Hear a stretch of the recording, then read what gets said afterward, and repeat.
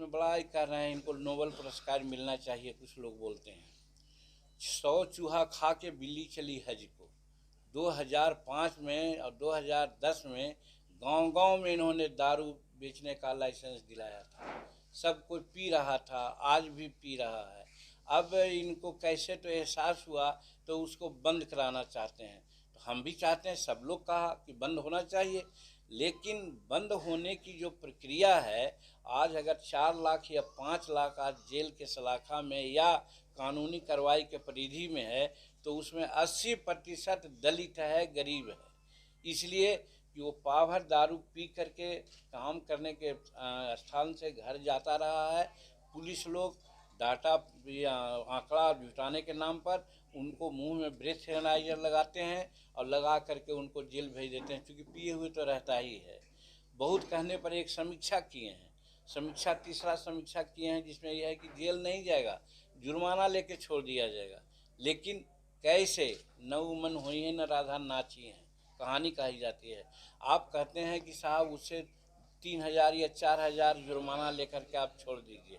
लोग लेता है 5000 और 7000 चार्ज करता है, और रसीद भले दे 2000 3000 का, लेकिन जो मजदूर 500 रुपया कमा करके जा रहा है और पकड़ा गया, वो 2000 और 3000 जुर्माना कहाँ से देगा?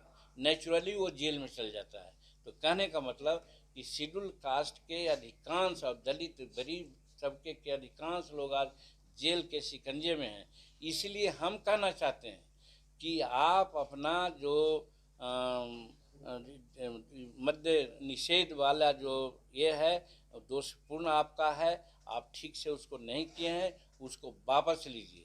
और हम डिक्लेयर करना चाहते हैं कि यदि हम लोगों की सरकार आवेगी आगे के दिनों में, तो या तो हम गुजरात मॉडल का मद्य निषेध कानून लाएंगे, और नहीं तो पूर्ण रूप में हम लोग छोड़ देंगे। पहले था तो क्या हो रहा था, दूसरे राज्यों में फ्री है तो क्या हो रहा है। अपने आप समझदार होने, उसके जगह पर हम लोगों को शिक्षित करेंगे, अवेकनिंग करेंगे, अवेयरनेस करेंगे कि नहीं पीना चाहिए। तो कहने का मतलब ये भी एक एंगल है जिससे हम कह सकते हैं कि शेड्यूल कास्ट के प्रति इनका नज़रिया ठीक नहीं है।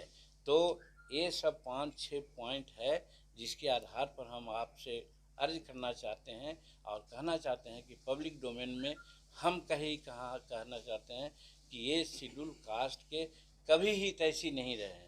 अगर शेड्यूल कास्ट के हितैषी रहते तो जीतन मांझी को इन्होंने मुख्यमंत्री बनाया था, 9 महीना काम किया, 2 महीना 3 महीना इनके कहने पर काम किया था, तो बड़ी अच्छा है। आप लोग कह रहे थे कि रबर स्टैंप है, आप लोग कह रहे थे कि रिमोट से चलता है। जब हम अपना काम करने लगे तो इनको बड़ा बुरा लगा और हमको ज़बरदस्ती हटाए। हम कहते हैं, पूछना चाहते हैं, ज़्यादा नहीं पूछना चाहेंगे, समय लगेगा, कि जीतन मांझी उसमें निर्णय लिया, नारी सशक्तिकरण की बात होती है, प्रथम क्लास से लेकर के एमए क्लास तक किसी जात की लड़की हो, किसी समुदाय की लड़की हो, उसको हम एजुकेशन फ्री कर दिया था। क्या गलत हमने किया था? हटाने का तो कोई कारण होना चाहिए। हम अनएम्प्लॉयड लोग जो हैं, बेचारे नक्सलाइट होते जा रहे हैं, उनको जॉब नहीं मिलता है। हमने ठीका में आरक्षण किया था कि 75 लाख ठीका में उनको आरक्षण देंगे। क्या गलत किया था? इस पर कोई बतावे।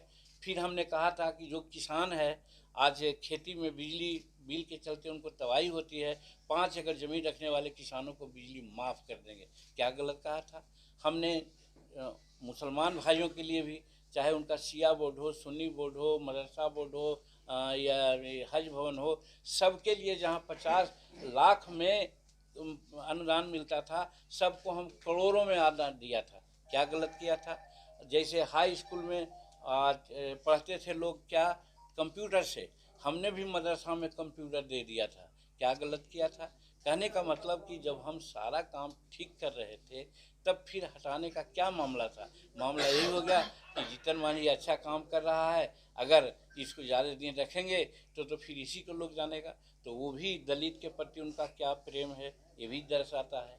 कहते हैं कि एक दलित को दिया था, दलित को नहीं दिया था, वो एक मुसहर जाति के निरीह प्राणी समझ के जीतन मांझी को मुख्यमंत्री बनाया था।